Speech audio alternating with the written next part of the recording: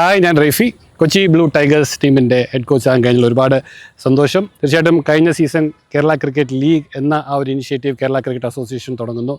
ഒരുപാട് പ്ലെയേഴ്സിനാണ് തീർച്ചയായിട്ടും മികച്ച ആ ഒരു എക്സ്പോഷറും ആ ഒരു പ്ലാറ്റ്ഫോമും ലഭിച്ചിരിക്കുന്നത്. അതിൽ കൊച്ചി ബ്ലൂ ടൈഗേഴ്സ് എന്ന ഡൈനാമിക് ടീം മികച്ച ഒരു പ്ലാറ്റ്ഫോം തന്നെയാണെന്നുള്ളതിൽ ഒരു സംശയവുമില്ല.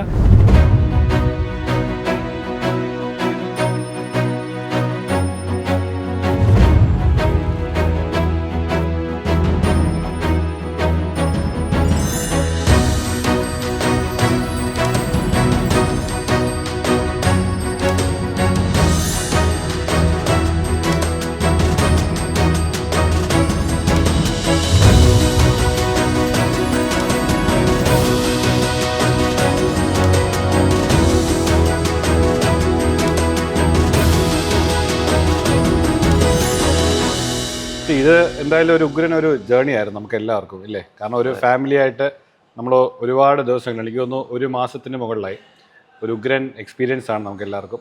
അപ്പോൾ ഈ ഒരു എക്സ്പീരിയൻസ് സ്റ്റാർട്ട് ചെയ്യുന്ന പറഞ്ഞാൽ ആദ്യം സഞ്ജു ആണ് എൻ്റെ അടുത്ത് പറയുന്നത്, ഇങ്ങനെ കൊച്ചി ബ്ലൂ ടൈഗേഴ്സിൻ്റെ ആ ഒരു കോച്ചിങ് ലീഡർഷിപ്പ് ഏറ്റെടുക്കണം.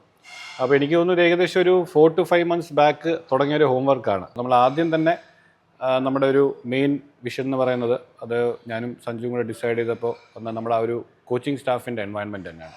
അത് കൃത്യമായിട്ട് നമ്മളെല്ലാവരും ഒരുപാട് വർഷം ഒരുമിച്ച് കളിച്ച ആൾക്കാരാണ്. എല്ലാവർക്കും അങ്ങോട്ടും ഇങ്ങോട്ടും നന്നായിട്ട് പരസ്പരം അറിയാം. യെസ്.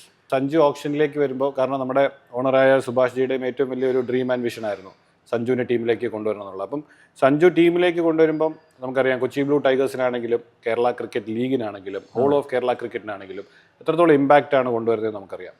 അപ്പോൾ അത് തീർച്ചയായിട്ടും നമ്മുടെ ടീമിന് തന്നെ വരണം എന്നുള്ളത് തീർച്ചയായിട്ടും നമ്മുടെ ഓണറിൻ്റെ വലിയൊരു ആഗ്രഹമായിരുന്നു. അപ്പോൾ അത് നമുക്ക് ഓപ്ഷനിലൂടെ ചെയ്തെടുക്കാൻ സാധിച്ചു.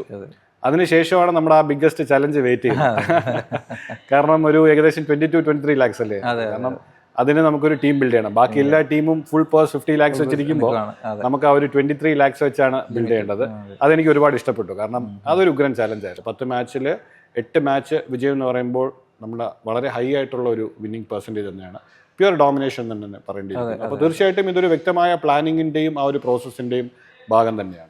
അപ്പം മെയിനായിട്ട് പറയുന്നത്, നമ്മൾ ഓരോരുത്തരെ മനസ്സിലാക്കുക. അവരുടെ ഗെയിം ആണെങ്കിലും മൈൻഡ് സെറ്റ് ആണെങ്കിലും അവരുടെ ഒരു പൾസ് ആണെങ്കിലും മനസ്സിലാക്കി കഴിഞ്ഞിട്ട് നമുക്ക് എങ്ങനെ അവരുടെ ബെസ്റ്റ് ഔട്ട്പുട്ട് വെളിയിൽ കൊണ്ടുവരാനുള്ള ഒരു പ്ലാറ്റ്ഫോം കൊടുക്കുക, ഒരു സപ്പോർട്ട് കൊടുക്കുക, അത്ര മാത്രമേ ഉള്ളൂ.